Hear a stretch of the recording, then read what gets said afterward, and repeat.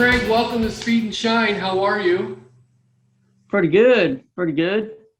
So I understand that you like drag racing. Yes, sir. Yes, sir.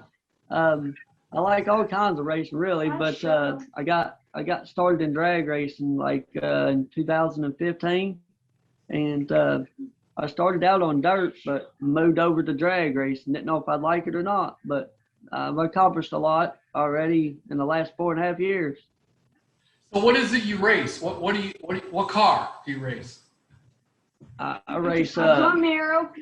a 2000 Chevy Camaro. Hang on, let me get that.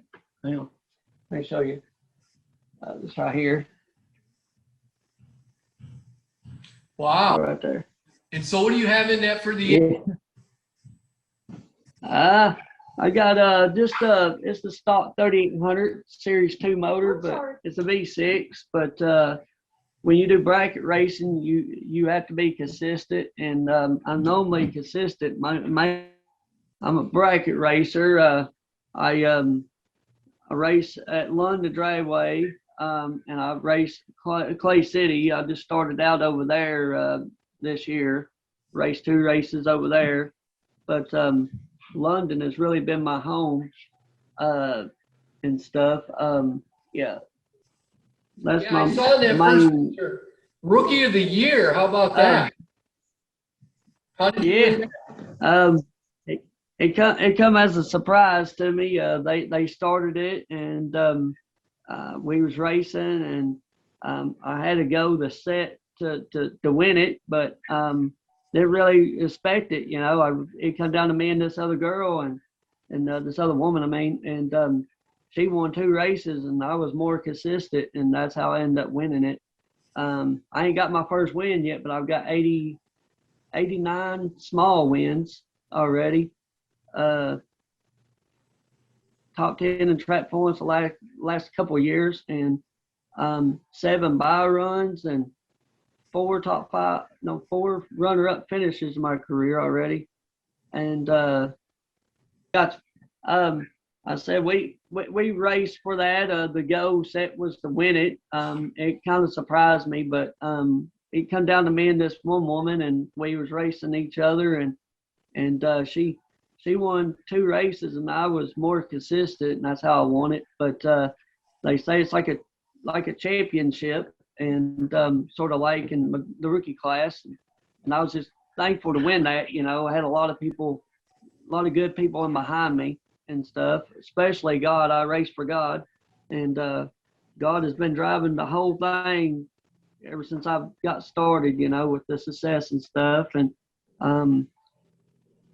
he's just opened up so many doors. I can't thank him enough. I understand that. Nothing happens without God, right? Right.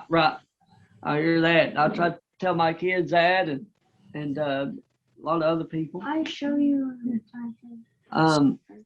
But when my father was bracket racing, now he was sand drag bracket racing with a Jeep. Oh yeah. So you dial in at your time, and Yep. and you just run consistent. So as long as you don't break out, Yep. you hit those lights right, and you hit your time, you can win every time, right? Just about, yeah. As long as you don't make mistakes like I've made a couple of times. I told my wife, I said I could probably write a book on how many mistakes I've made, but I went from dirt racing to drag racing, a lot different than what I was used to. But to say that I've already accomplished that much already, like I don't know if you got what I've accomplished already, but 89 small wins and 4 runner-up finishes. Wow. Look at that. Cool. In 2019, and then I had another one. Well, supposed to been, but I didn't get the trophy because it wasn't a trophy made for the other one. But it was a gambler's race, so they didn't make a trophy for that. But I got 2 other trophies over here from this year. Hang on, I'll show you.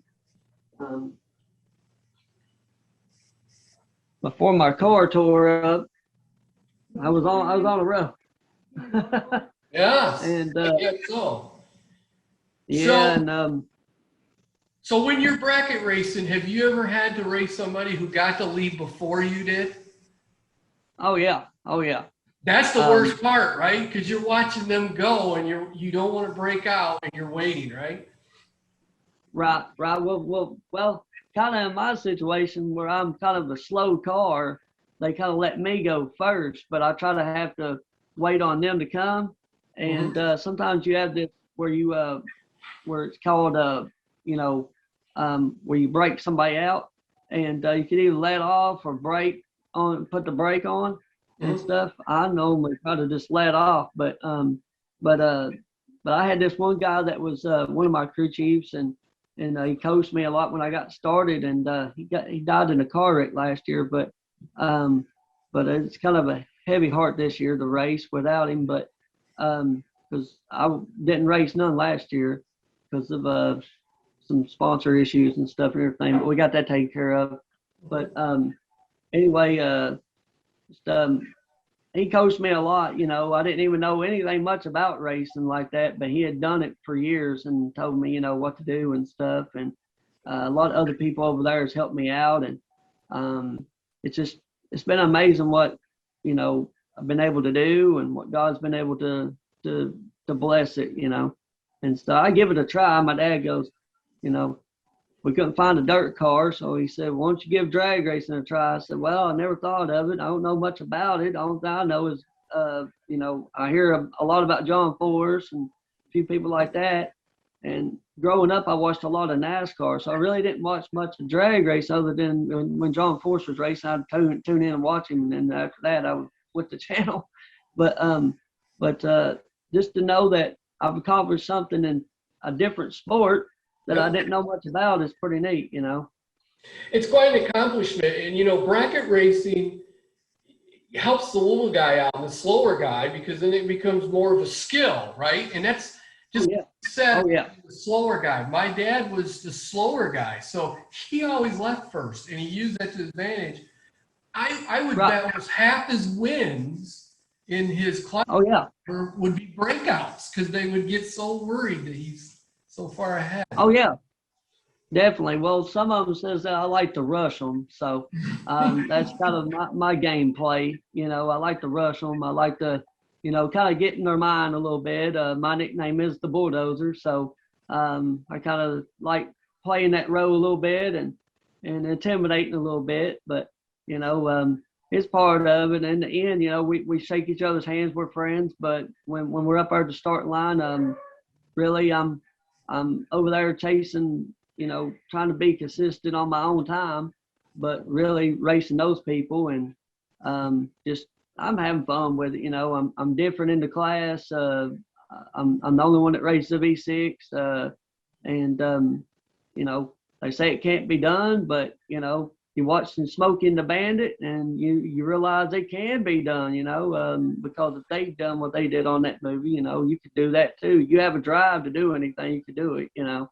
right? And stuff. And I'm just blessed with what I've got, with what I've been able to have, and stuff.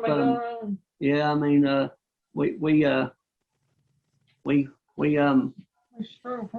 struggled for a little bit, but you know, I used to live with my mom and dad to make the dream happen. We finally moved out on our own and stuff, everything to make this dream happen a little bit more. But you take those sacrifices to make things happen, you know, to make, you know, your life a little bit better, your future a little bit better, you know, and stuff, your career to be a lot better down the road, you know, with it. So you had a breakdown. I think you were telling me that you had to make some repairs to be ready, right? Yeah, I had I was going for my first ever win, and I missed it by 1,000 of a second at Clay. No, it was at London. I wanted to say Clay City, but it was at London. But Clay City, we kind of broke down, but it was a key issue where the key, I put the key in there, but it wouldn't turn it over and stuff, everything, and something broke on the inside there, and I had to end up getting it hauled back home from there. But at London, though, when I got that last trophy of this year, I was 1,000th of a second winning, well, getting that first ever win, I meant, and I missed it. But I was happy though. God has been teaching me patience and been showing me that, I'm going to get there. Just a matter of time. I got confidence. I've got good people in behind me. Just still trying to get that cigar, But Yeah. I'll I'll believe you get will. it soon. I believe you'll get there. I really do. So I appreciate it. when you're bracket racing, do they still do it where you're in a class and you keep going until there's one person left? Do they still do that? Well, it's down to like the last two, yeah. Right, last two, and, whoever wins. So how far Yep. have you made it in a night when they do that? How far have you gotten? How far? I've made it, and in the gamblers racing, like they'd be like, I don't know, how much is it like gamblers racing, like what I'd say about 20 cars, and I made it down to like the last 2, 3, yeah. And That's exciting. yeah, that was in 2019, and then I started realizing, what I needed to do. But there for a little while, just getting 7th place or 5th place or 3rd place. I got 3 3rd place finishes in 2018 and stuff. I was on the road, and my dad thought he had cancer, and I couldn't focus. That year would have been probably a championship year for me, but when my dad said he thought he had cancer, I couldn't focus. I went for like 5 weeks straight, not winning, not doing anything. And but I had some great people I raced against. They were pastors at a church, and they prayed for me and stuff, everything. And then finally, my dad got some good news, and I went out there in 2019 and got my first ever runner-up finish. Fantastic. And knowing that my dad didn't have cancer. And after that, I mean, I've been, just trying to win, trying to win the first one. But When's the next race? When do you race next? well, right now we're preparing we're getting a new motor, getting a new transmission, and making a new setup. But we're hoping by October it'll be my first one back for this year. Middle of September, October, somewhere around in there. But we didn't mean to make it we didn't mean for it to be like that, because we was on the road. We was doing pretty good. I started the season out with I believe a couple top 5 finishes. I had 7th. I was 7th in the standings. I went from 7th to 25th right now. But some people would probably say he's having a bad season, but I'm having a good year. Right. If I didn't go back this year, I could say that my year was a pretty blessed year for 2 runner-up finishes back to back that I've never done in my career. That says that our little small team is making progress. Yep. So who do you have for sponsors? I have Stephen D. Hayes Mule Company out of Dunville, Kentucky. I have Mr. D's Pizza. Well, my wife's got this shirt right here. Some of them's left me, some of them's still on there. O'Reilly Auto Parts, Gholson Snow Shoveling. We do that in the wintertime every once in a while. And that's kind of a company to us. That Get Your Smoke On, it's a barbecue restaurant. One of my friends owns that. Quentin R. Brunt Septic Service. There's a bunch of people that help me out a lot. But mainly God is the main one that drives it all and stuff. I've got a lot of people in behind it and stuff, and it'd take me forever to announce every one of them. But Well, I try. well, when you win the big one and you're the last man there, it's easy to remember to thank God. But Oh, yeah. as a big time winner, then you got to like rattle off all your sponsors. Them too. That's gonna be hard to remember, right? Right. Mainly, yeah. But mainly every time I go to the track, I normally try to thank every one of them just about, when I get back home or before I start my race or something like that. And I try to put them all in a line on Facebook. So that way people would take them out. Right, because like on NASCAR, when they win, they always say my Haviland Ford, Target Toyota or whatever, was a great car today. Yeah, So they're trying to get their sponsors in, right? right. Ours is sponsored by, our main sponsor is Stephen D. Hayes Fuel Company, and our second main sponsor is, I would probably have to say, Uncle Dan's Bourbon Smoked Jerky out of Louisville, Kentucky. Wow. Yeah, found him last year, and he's been an amazing sponsor. Every time that I need something, if I need extra money, something like that, he's throwing it there for me to get the car fixed or get me back out there and race or something like that. I mean, he's an awesome guy. I've talked to him on social media, on Messenger. He's not much on the phone wise, so. But he's a good guy. He likes to camp, likes to fish, all that stuff, everything. Likes what he does. He actually went to Indy 500 this year and was like, sold his jerky out there and stuff, everything, and just put his name out there right there. And I think hopefully soon we'll be heading to Indiana to go race there. So at the drag strip there. We're at in Indiana. Wherever that drag strip is, I ain't even been there, so I don't know. Wherever that one is, that they Dick Miller Racing out of Science-Hill, Kentucky wants me to show up there sometime or another. I think I might have a ride offer from them very soon. Just right now, I'm doing it on my own. But Dick Miller, he was a legend in the IHRA, I think, and I've got the pleasure to race against him and his wife, and actually beat him this year, but he wasn't mad about it. He shook my hand and respected me. That was pretty cool. Yeah. Well, I tell you, when you get to Indiana, you're getting to our budget range, right? So I have a seasonal camper in northern Indiana, so it would be nothing for me and a film guy to come down, and we would love to film you at the race and to interview you there. So. Oh, wow. That'd be awesome. I might have to make a plan to go out that way next year to, get it out there a little bit more and have y'all be a part of it. That'd be awesome, man. Yeah. So can we check back with you in October and see how you're doing? Well, yeah. You can check back with me anytime you want to. I'm the type of guy, I don't care to be interviewed. Type of guy, you can ask my wife. I was late one time at the racetrack for my practice because I stopped, got gas, and this little kid, kids have bicycle too, but because they love church and everything and stuff, we do too.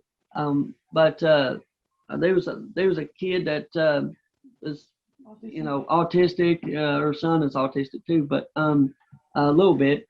But this one was, he had a little bit more problems, but I took my time out of my own way to sign his autograph and get a picture with him and stuff, everything. And they're like, "You missed first round practice." I said, "I did because it was a thing that I needed to do. I made a kid happy, and that's what I wanted to do. He wanted my autograph and picture, and I took my time out for that. I don't charge for an autograph or a picture, and I don't feel like there's any need for that because I'm working hard to get where I'm at, and God has opened up these doors, and I just want to show people that if you really want to make a difference in somebody's life, follow your dreams and believe in God, and everything will be fine, We're just a small team, that little engine that could team, but we showed the rest of them that we race against that we're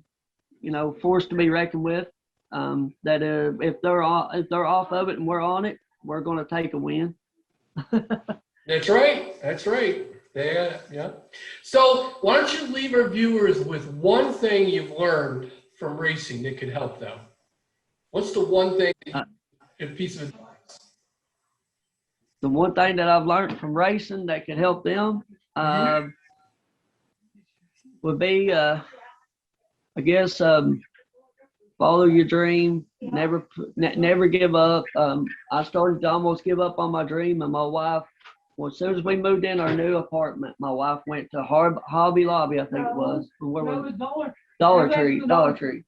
and got a sign that says, "Make your dreams happen." And every time that I want to maybe try to give up on my dream and just push it to the side because things get a little rough, I realize I look at that. And I also look at where Jesus was at on the cross, and that he had every right to come down off that cross and not do that, but he seen it through.